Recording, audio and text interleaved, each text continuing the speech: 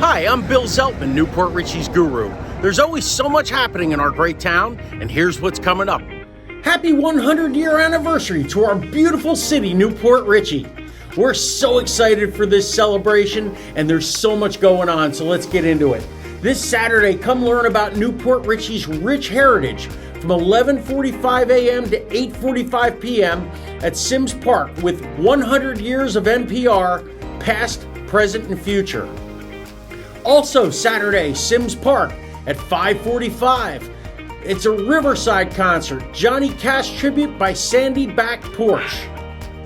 Stick around 8:15 for Newport Richey Centennial Drone Show. And don't think the celebration's over yet. Come back on Sunday for two more great events happening between 11 a.m. and 4 p.m. The Centennial Picnic in the park and the Centennial Car Cruise. It's going to be a great time. Make sure you check out our NPR community calendar for everything that's happening in NPR. It's at mytowngurus.com/events. Want to add your event? Do so easily on our new website.